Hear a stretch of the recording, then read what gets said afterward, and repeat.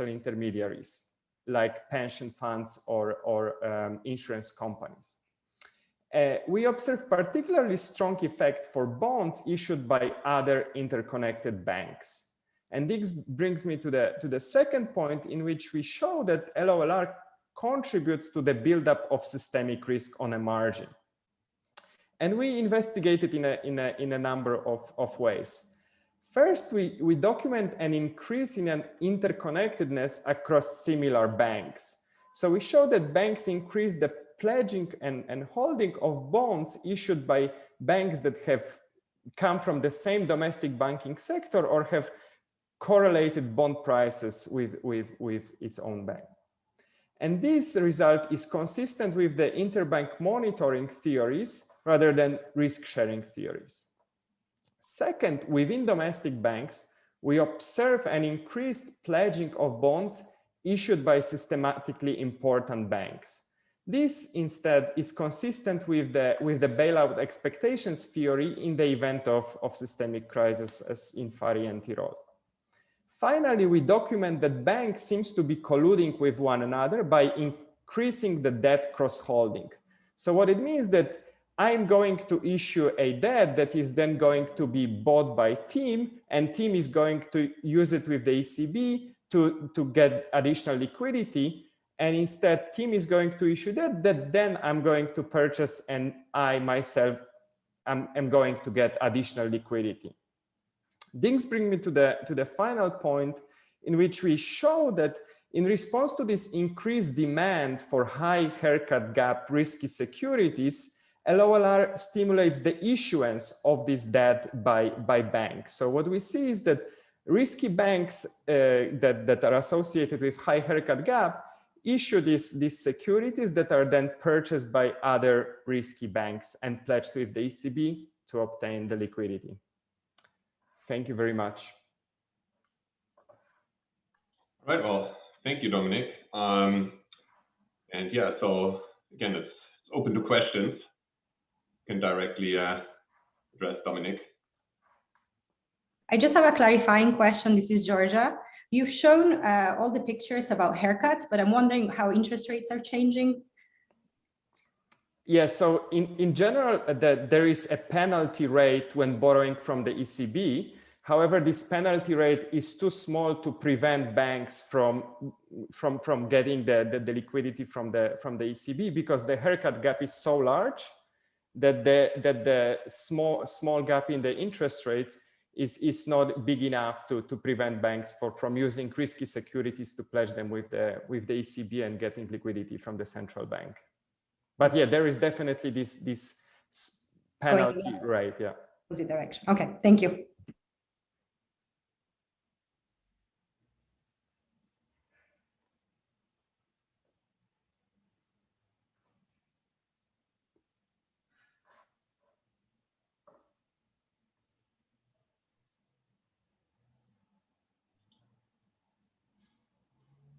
Any more questions for Dominik?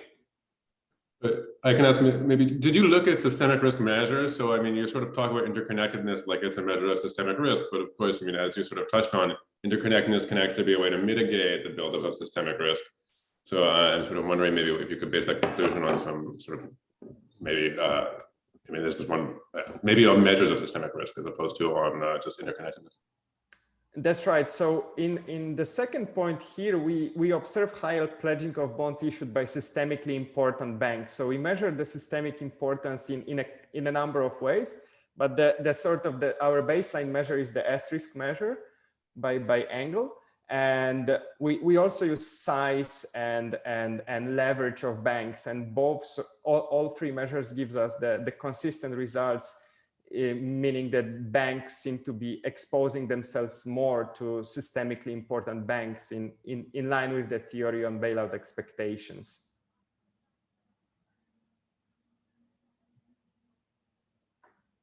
I have a question, Dominik. In terms of these types of bonds, I mean, like how large is the fraction of lending towards these types of bonds versus, say, like sovereign bonds or something, right? Presumably these banks also hold other bonds, right? That's right. So you can see it right here. So this is the graph that summarizes all the collateral being pledged with the ECB over the time period we analyze. And the red bars here represent the bank issued securities, while the blue ones represent the sovereign debt. So in the height of the crisis in 2012, the bank bonds represent almost 50% of the all collateral pledged and are way larger than sovereign bonds. That's why we think that it's important to also analyze them and bring some additional angle on top of what we learn about the government issued securities. Right. I mean, there's almost like some sort of like circularity here or something, right? There's like banks that issue bonds, and then other banks use these bonds to like borrow, and like, I don't know, I mean, if you think about like netting this out or something, there's something strange kind of coming out of this, right? That's right, that they can basically generate additional collateral by issuing it and then cross-buying it and then getting liquidity against it. And that's exactly what we observe in it. So banks sort of collude with one another within the peripheral countries of Europe during this period of time. Interesting.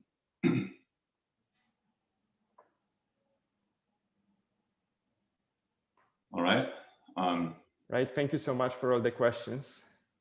Thank you, Dominik. Okay, so then we'll just move on to the next next presenter, which is Kim Cramer. Kim, are you there? Yes, I'm here. Hello. Hi. All right. Your slides.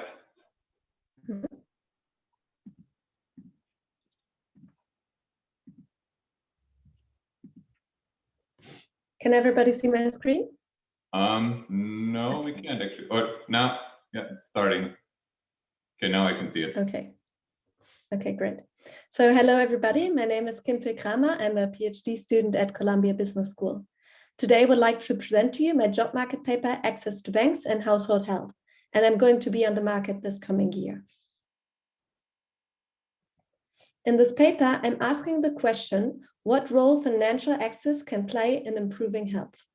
Financial access is a widespread policy tool.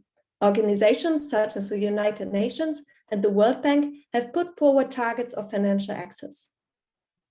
There's strong theoretical motivations why we would believe that financial access can play a vital role in improving health. First, healthcare providers in the global south, just like other businesses, are likely to be credit constraints. As they gain access to financial services, they potentially improve their capacity to increase healthcare supply. Second, it could be that households directly benefit from bank presence in their area. For example, if they gain access to a savings account, they are potentially able to spend more on health. Despite the strong theoretical motivation, there's limited empirical evidence that financial access can play a role. Previous work is focused on randomized control trials, on either microcredit evaluations or basic savings accounts. Summarizing this literature, Banerjee et al. Conclude that there's little evidence of treatment effects on investments that have a long gestation period, such as health. These RCTs tightly identify the causal effect of financial access, but they are often limited in scope. In this paper, I utilize a nationwide natural experiment of bank presence. And in contrast to previous work, I find a strong and robust positive effect of financial access on banks. There are two important contributions of this paper that explain this divergence in results. First, using a nationwide natural experiment allows me to measure the long-term effects of a large-scale shock. And second, I study the effect of full banking services. A final contribution is that while previous papers stopped short after finding null effects, I provide first evidence on the mechanisms underlying the relationship. Let's directly jump into the design. To obtain the nationwide natural experiment, I'm going to use a policy of the Reserve Bank of India, or RBI. That policy was introduced in 2005 and it remains intact until today. Now, that objective of this policy was to incentivize banks to open branches in underserved locations. And in order to achieve this objective, the RBI relied on its authority to issue licenses for every new bank branch. Now, the policy states that banks can increase their chance to obtain a license for a favored location if they strengthen their presence in so-called underbanked districts. And the definition of an underbanked district is what allows for causal identification in this paper. An underbanked district is defined as a district that has a population over bank branch ratio that is larger than the national average of that ratio. So these districts are going to be underbanked or treated. Those who have a lower ratio are going to be banked or controlled. As you can see, this allows for a regression discontinuity design, where the forcing variable is the district level ratio and the cutoff is the national level ratio. Here you can see a distribution of the district level ratio. And in RDD, we are mostly focusing on observations within an optimal bandwidth. So this is indicated here by this light blue bar, and the black bar indicates a national average. So everything to the right are treatment districts. On a first glance, we see no evidence of manipulation. Here you see the geographical distribution of these underbanked districts. So we have around 600 districts in India, and 63% of them are underbanked.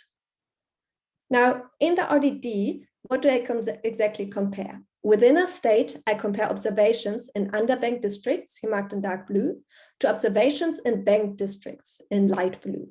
But we're only focusing on observations within the optimal bandwidth. So I'm combining the policy with several data sets. And to summarize them, let me show you this timeline. In 2005, I have the policy introduction, and I combined two household level surveys, the IHDS and the DHS. The IHDS provides a holistic economic picture of the household, and the DHS provides a large sample size, which allows me to study the effect on low probability events such as miscarriages. To study the effect on healthcare supply, I merge in 2 rounds of the economic census. The main identification assumption in this design is that characteristics other than the treatment vary smoothly around the cutoff, and I show extensive evidence on that in the paper. There's no empirical evidence of manipulation. We see smooth pre-policy variables along a battery of dimensions. There's negligible migration, and importantly, there are no other policies with the same cutoff or that are more likely to be implemented in the treatment districts. So let's jump to the findings. I want to show you one finding in a little detail, and then I'm going to summarize the rest. So here to the left, what you see is a regression discontinuity graph with local linear approximations to the left and to the right, and local bin means. And we do see in the number of bank branches a discontinuity a couple of years after the policy. And importantly, the dynamics exactly correspond to the policy timing, as you can see on your right. So we have smoothness before the policy, and then from 2005 onwards, coefficients become statistically significant. So after showing that banks indeed open branches and react to the policy, so increasing from 6 to 8 branches per 100,000 people after 6 years, I also provide evidence that households increasingly use these banking services. The fraction who owns a bank account increases from 51 to 70% after 6 years. Importantly, health of these households improves. Morbidity rate decreases, and I verify this in both data sets. The fraction of households that is affected by an illness in a given month decreases from every second household to only every third household. And this has important economic consequences for the households. They gain half a day of work or school per month because they are not being ill, and they spend significantly less on medical expenditure. I also show evidence that vaccination rates increase and that giving birth becomes safer. So miscarriages or stillbirths decrease in probability. So how exactly does financial access impact health? I argue that the main mechanism is that healthcare providers gain the capacity to improve healthcare supply. From the economic census, I learned that hospitals open in treatment districts, and correspondingly, the number of employees working at these hospitals increases. I also find that hospitals are increasingly financed by banks. And complementing this evidence from the economic census with household level data, I find that households are less likely to report problems with respect to quantity or quality of healthcare services. I do not eliminate, but find weak evidence of other potential channels. So let me conclude. Improving health is an extremely important channel in the global south, and this paper provides first evidence that financial access can play a vital role. Thank you very much. I'm really looking forward to your comments and questions. All right, thank you, Kim. again, we have 8 minutes for questions. So please go ahead and ask questions if you have any. So I have a question. So if I think about what having a bank does for your life, improving your health would not have been the first thing that occurs to me. I wonder if you've looked at other outcomes and see if opening banks does something for those other things as well. Mm-hmm. Yeah. So here I rely a little bit on the previous literature. So we know from the previous literature that bank openings can, for example, increase labor market activity and increase wages. So these are two dimensions that have already been looked at. And I think health is an interesting outcome to look at because there's strong theoretical motivations for it. I agree that there are also other important lines you can go down. So for example, one other interesting outcome would be education, right? Schools, just as for example, healthcare providers are likely to be credit constrained as well. So just sort of related to Paolo's question, my understanding of the last slide was that the result might not be about what having a bank does for my life, but what my having a hospital does for my life. And that the hospital is there because the hospital has a bank. Is that yes. The right interpretation? So, and then maybe, I mean, access to finance is sort of, I understand it's hospitals access to finance, but it's really about access to hospitals then, no? Yes, I think I would agree with this interpretation. And I think I would also refer again to the previous literature here, to these RCT studies. So these RCT studies, what they do, they explicitly look at what happens if you give somebody a bank savings account, right? So this is a direct access between households and banks. And they find very limited empirical evidence on long investments such as health. Yes, so I would agree, and that's my conclusion in the paper, that the main mechanisms through this, through which the improvement in health is going is the access to these hospitals. But then to what extent are these hospitals, these new hospitals really coming up because of the banks? I mean, you said they have more financing from banks, but how much does that play a role? Or is it just everything is kind of developing, so hospitals come in, banks come in? Mm-hmm. So how much is really the banks playing a role there? Mm-hmm. So I think that's a good question that I unfortunately can't speak a lot to. So I'm showing evidence that this one mechanism is at play, that the banks directly finance the hospitals, right? However, there could be other potential mechanisms, that there is general increased economic activity, and through that, for example, households are getting a little bit richer and they're demanding better and more healthcare. So that could also be the case. I do not find any evidence that any measure of healthcare expenditure is increasing.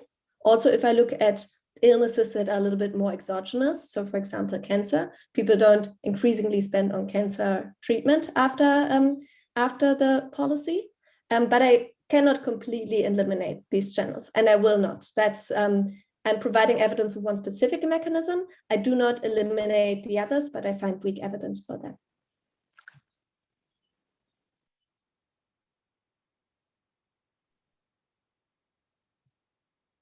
So just sort of to follow up on that, and I'm not exactly clear about how kind of healthcare financing works in India, but so if these hospitals rely on bank financing to operate, do they also rely on kind of fee revenue from patients to then repay those loans, or are they reimbursed by the government, insurance companies, and so on and so forth? To what extent ultimately the kind of the revenue side matters? You're saying that you don't see an increase in patients' expenditure, but then how, somebody's got to be repaying these loans. So if the loans to hospitals go up and that increases the provision of services by those hospitals, who's repaying that?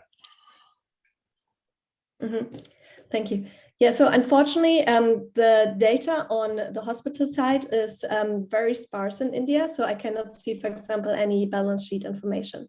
So I unfortunately cannot make statements on that. Yeah.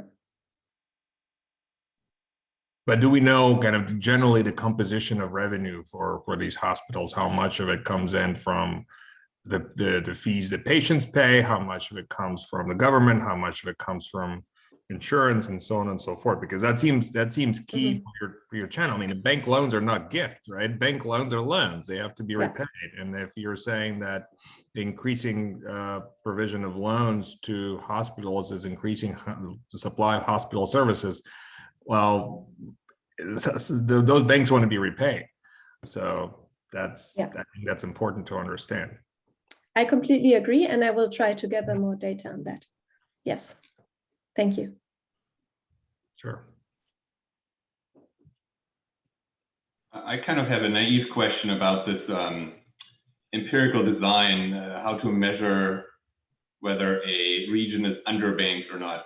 We were comparing kind of like the number of banks per capita across different regions, but wouldn't there also be differences in the demand for banking services? So whether, I would think like a region is underbanked if there's less banking services provided than there's demand for banking services, but it seems like this ratio wouldn't tell me that.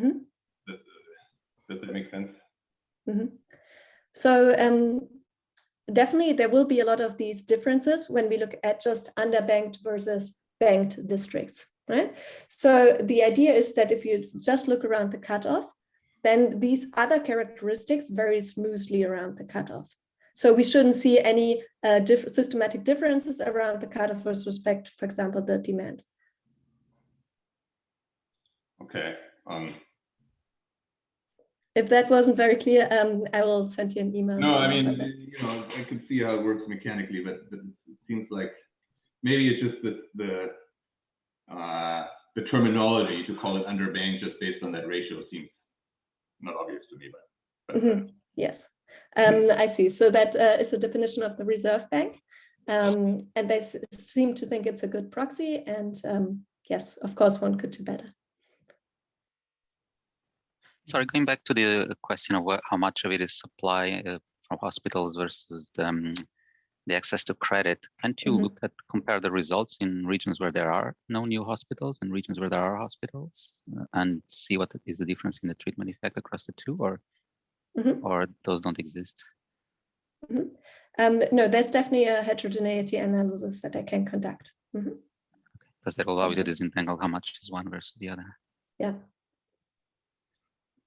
Thank you. I wanted to go back to Nikolai's point on sort of the, I guess, demand and supply equating, if there's no change in expenditure. Perhaps what's going on, and I don't know if there's any way to find evidence, is that there's sort of a change in the composition or the quality of the services that are being acquired. So you're moving from spending money in, I don't know, the equivalent of your corner store medical supplier that might be shaky to an actual hospital with good doctors. I don't know if there's any evidence of that type of substitution taking place. Yeah, I actually do see some evidence on that. So I find that households are increasingly more likely to use private providers than government providers. And private providers are generally thought of as having higher quality services.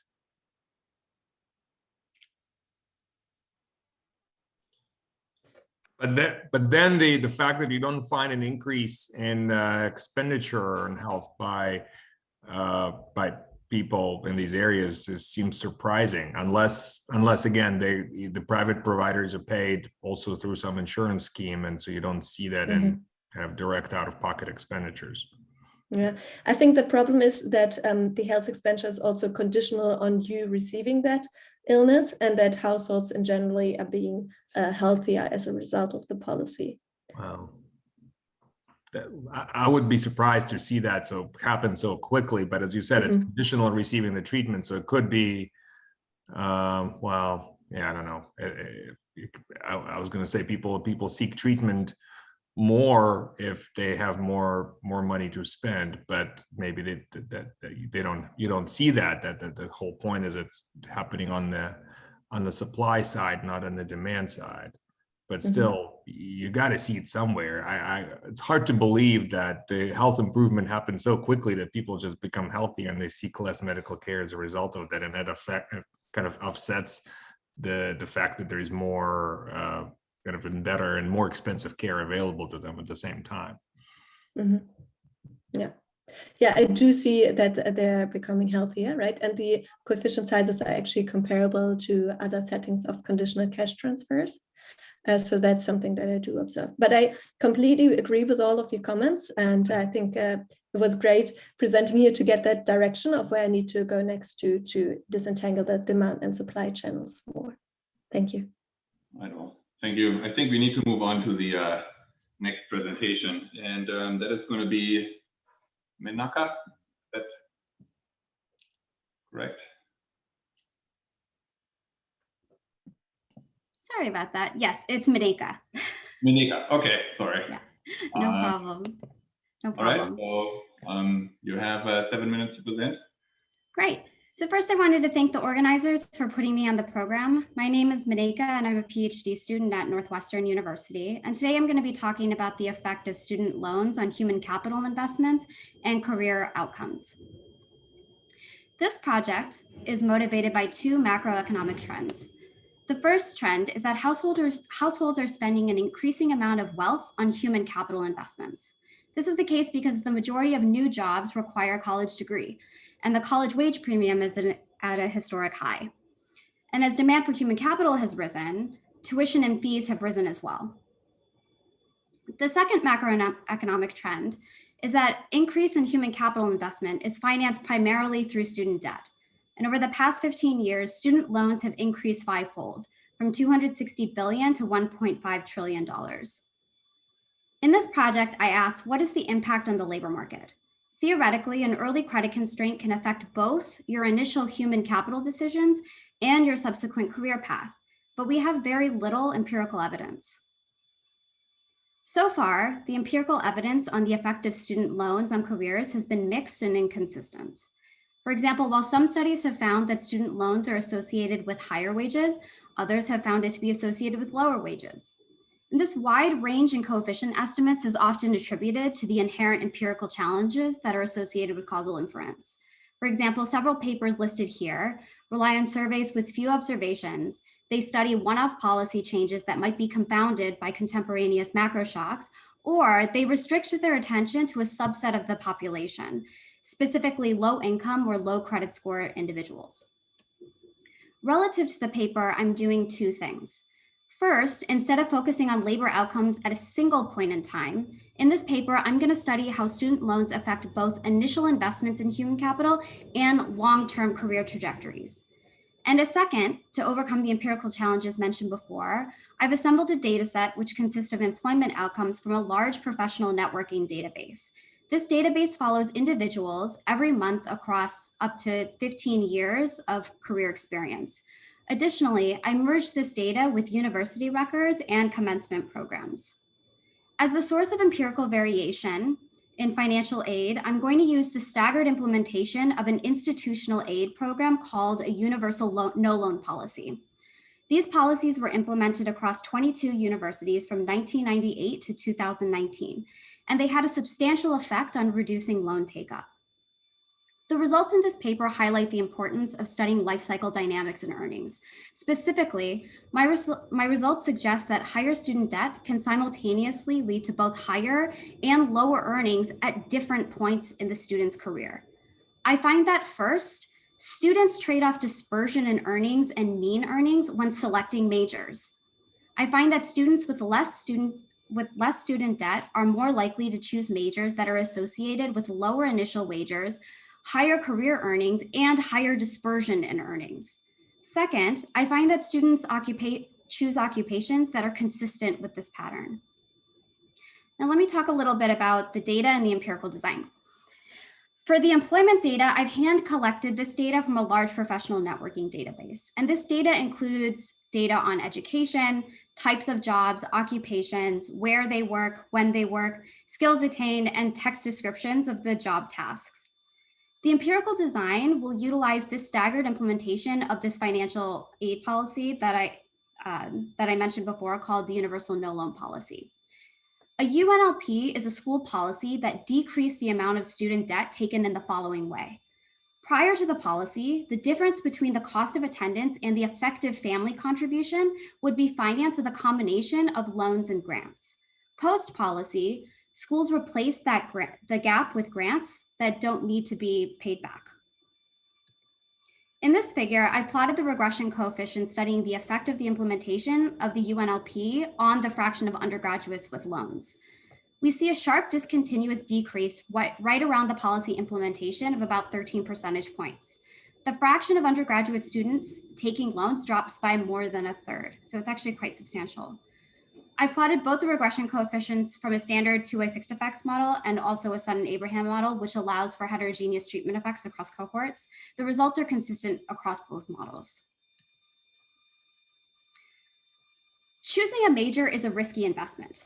This investment allows students to earn a stream of labor income with properties that depend on the career he or she is choosing.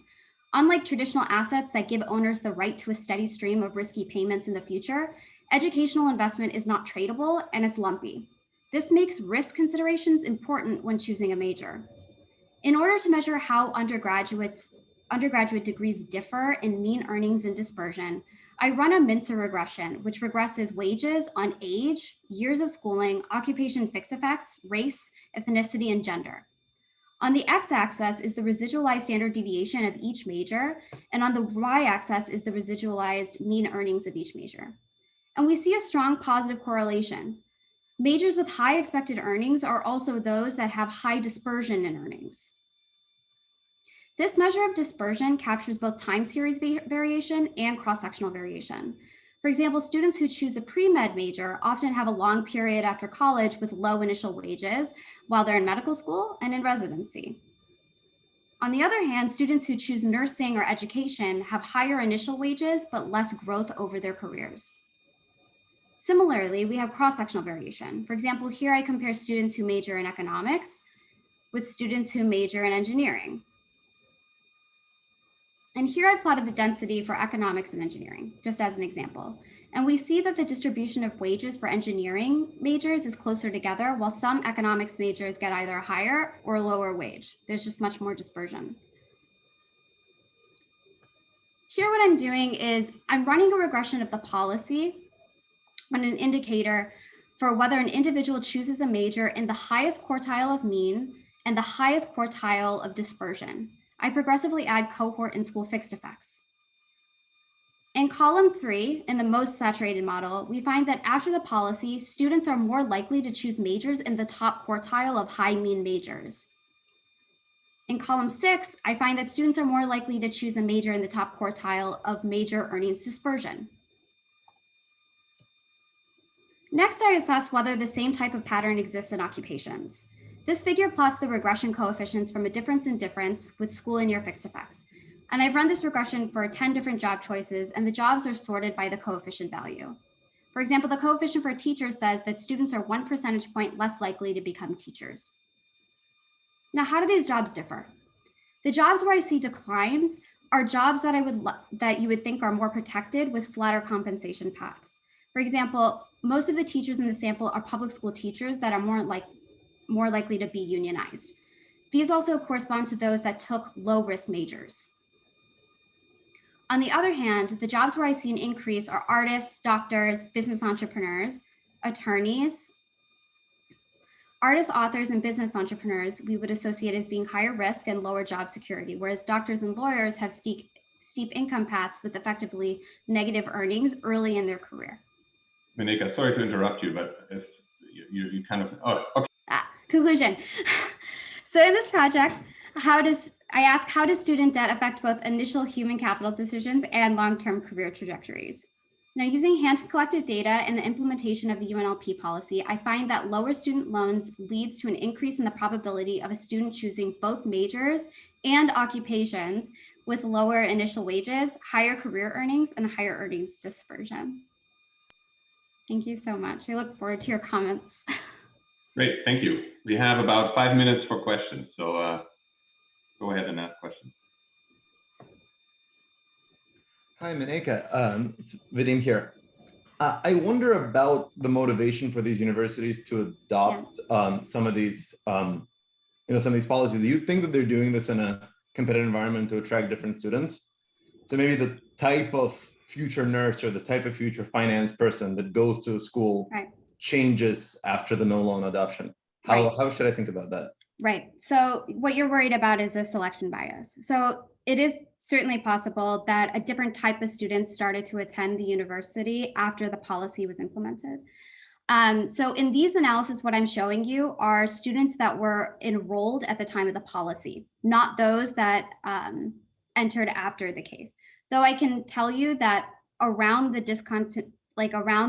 policy implementation, student characteristics that we observe don't seem to be changing. So in terms of race, in terms of SAT scores, there is no significant difference pre and post policy. Thanks. Mm-hmm.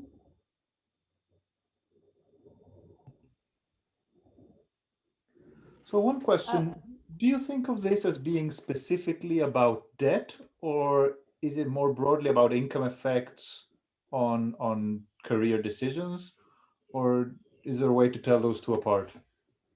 Yeah, so theoretically, the same thing could be happening. So if I alleviate an early credit constraints, it's like the school giving, more money to the student.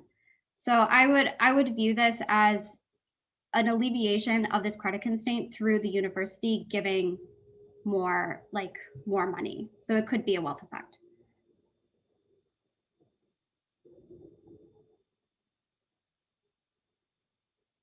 I think that's that. Sorry, somebody else saying something? Yeah, sorry.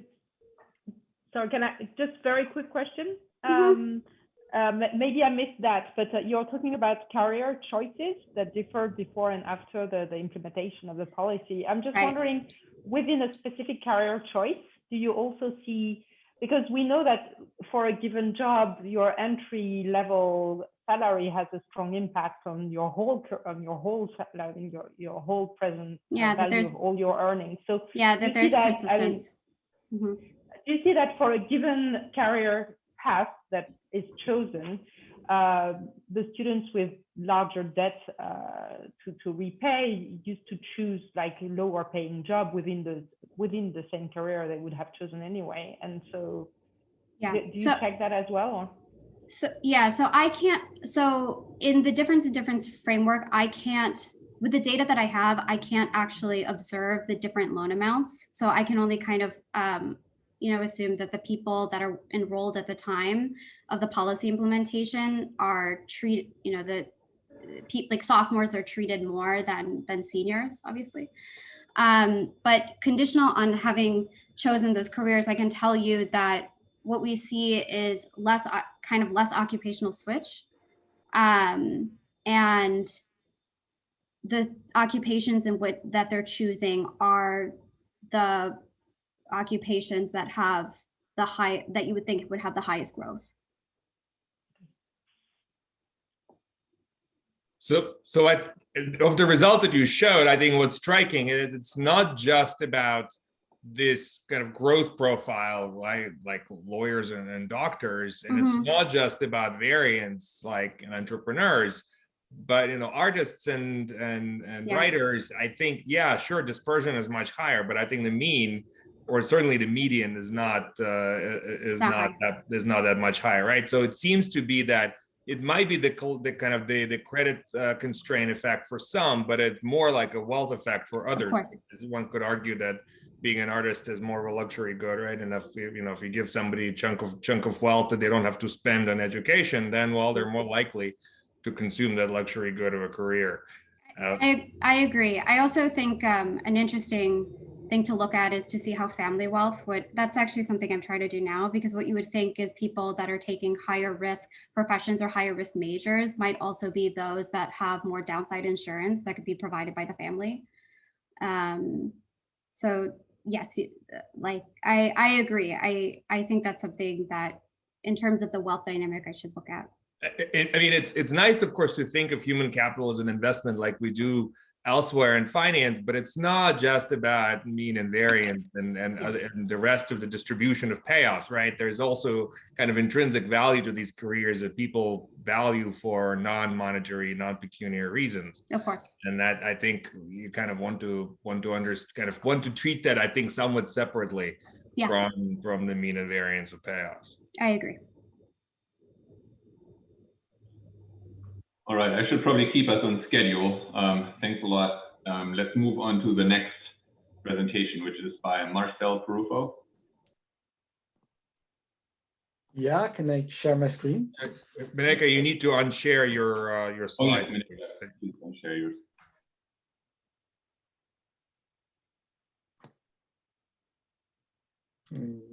There should be a button, stop sharing. It's like green at the top. Oh, I shared over her.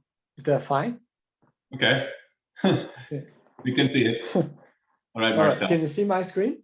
Yes. You can see my screen. Great. You Okay. can go ahead. All right. Thank you for the opportunity. So this is joint work with Josef Platzer. We're both PhD students at Brown University. And really the motivation for this work is the decline in interest rates that we have been observing in the United States and other advanced economies over the past few decades. So here, what I'm plotting you is short-term interest rates, the difference between federal funds rates and expected inflation. You can see that both in the raw form or in a smooth version of this, it's pretty clear the decline, and I believe this is not really news for the audience here. So what do we do in this paper? We're going to do a comprehensive assessment of the main forces behind the decline in interest rates. We're going to treat Rn, so the natural interest rate, as an endogenous outcome in a quantitative model that we're going to develop. Well, these interest rates have to balance the supply of savings and the demand of savings in the model. And our contributions are basically divided in 3 exercises. So first of all, we're going to quantify the relative importance of these different forces in driving the change in interest rates. And I'm going to talk about the forces in the next slide. Second of all, we're going to try to understand where are interest rates going in and whether the decline is going to continue or this is going to revert and when towards the future. And third, which I won't have a lot of time to talk about today, we're going to analyze several policy instruments and what can the government do in order to maybe affect interest rates. So what are these forces? The first one that we have is demographic change. So there has been a large decline in fertility rates and an increase in life expectancy over the past decades. And so, for example, if people are expecting to have a longer period of retirement, that can affect their savings decisions. So our model is going to account for that, and we're going to have an overlapping generation structure. Another possible driver is the rise in income inequality. So in our model, we're going to feature idiosyncratic risks and changes in the permanent component of income. So for instance, if the rise in income inequality has been due to changes in the idiosyncratic risk, so one should expect that households are now trying to save more in order to absorb these shocks. But on the other hand, if the rise in income inequality is due to changes in the permanent component of income across households, and to the extent that different households have differences in their savings rates, one can also expect that changes in inequality will affect the total supply of savings in the economy. Another prominent feature of the last decades is a slowdown in productivity growth, which can change the returns on investments, for instance, and affect interest rates because of that. And so our model is going to feature an exogenous TFP growth process. And finally, in our model, we're going to have a prominent role for public policy. On the one hand, because of public debt, and clearly the amount of public debt can directly set the demand for assets, which has a direct impact on interest rates.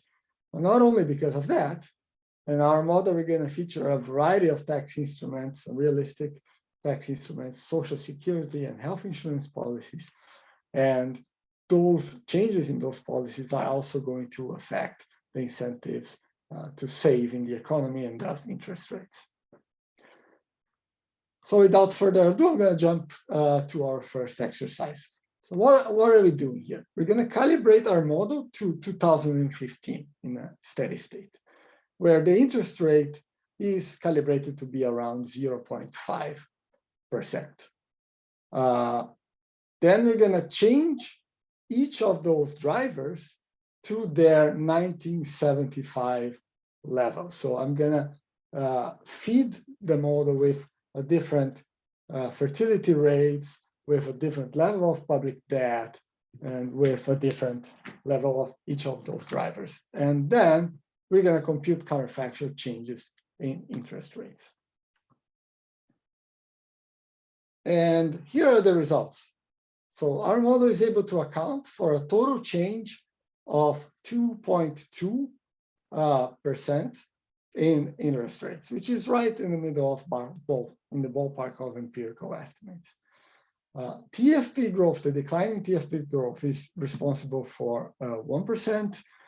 Demographics and inequality are equally responsible for around 0.7% of that decline. And in the paper, we take a deeper look at what is driving these effects within demographic and within inequality. Public debt is the main counteracting force. Even though public debt over the period we consider tripled, that only has an effect of 0.3% on the interest rate, according to our model. Moving on to the second exercise, we're going to try to understand the dynamics of interest rates. So we're going to initialize the model in 1950, and then we're going to feed the path of the drivers until today with the realized values. So the realized values for population growth, for inequality, and so on. Towards the future, we're going to take estimates from the literature and from the Congressional Budget Office. And then we're going to simulate the path of interest rates in the model. This is what we get. So there's a steep decline starting in 1950. This decline stops around 2030, and then interest rates revert only to settle over the very long run at around 1%. So what is the intuition behind this reversion here? Well, around 2030, this is the moment where the large baby boom generation, these guys are retiring and are starting to consume their assets, which is going to reduce the supply of assets in the economy. And when this force is prevailing over other forces, this is when we observe this reversion. And finally, well, in the paper, we do many policy exercises, so we consider the effects of various tax instruments on the natural rate of interest. For today, what I brought here is the effect of a change in public debt motivated by COVID. So if in the model, I increase public debt by 25 percentage points, I get, over the long run, I get an increase in the interest rate of just around 16 basis points. Yeah, and I'm gonna stop here and leave the takeaways on the screen so we can discuss them. Thank you very much. Thanks a lot, Marcel. Again, the floor is open for questions. Alessandro here, Alessandro Rebucci. The topic is very important and the exercise seems to be very interesting. There is, I believe, some sort of consensus that foreign saving is a very important determinant of US long-term real interest rate. I wonder whether some of the factors here, which are also determinants of the global imbalances, could be actually picking up their proxies, picking up foreign determinant. And second question is the importance of uncertainty and precautionary saving. The great moderation may have actually gone in the opposite direction, could have been a countervailing force, and then exiting the great moderation may have generated an increase in saving. And I wonder, what is your thoughts? There is some work by Obsfeld and Benigno and another couple of authors looking at the importance of second moments for an estimated exercise similar to yours. Okay, so these are great questions, and I have something to say about both of them. So in a new version of the paper, we have an exercise that addresses the global imbalances. And I can tell you the results here. So what we did is we fed into the model the change in net foreign assets held by the American public. And we get, in fact, a small change in RN due to that. So we find that the change in net foreign assets from 1975 to 2015 will reduce the interest rates by further 0.2%. So this is the number we find, compared to 0.7 for inequality and 0.7 for, well, the total was 2.2%. This is what we find, and I guess in the next version of this presentation, I should have it. As for idiosyncratic risk or the great moderation, so we don't have in the model aggregate risk. So we do abstract from idiosyncratic or from precautionary savings due to aggregate fluctuations. As for idiosyncratic risk, our model will attribute, so this I haven't talked about today, but our model gives a very limited role for changes in idiosyncratic risk, which is not what we see in other papers in the literature. So most of the contribution of inequality we find is due to changes in the so-called permanent component of the dispersion of income. Thank you.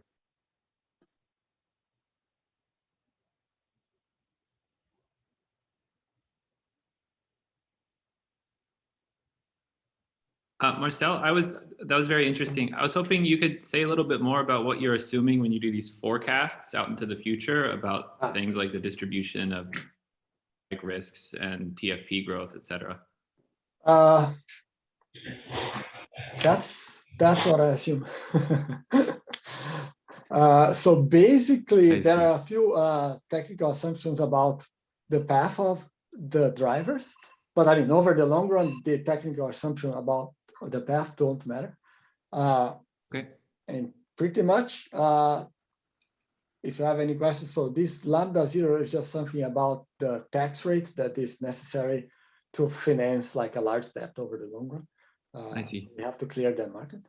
But yeah, look, TFP. I see. So okay. in the paper, we have some scenario analysis for like bad cases and good cases, and the if you take the bad case and the good case, the range of where the interest rates can go, it's pretty large. That said, within one scenario, the sensitivity of long-run interest rates to parameters of the model is pretty good, I would say. Like it's 1%, it's not too much far from it.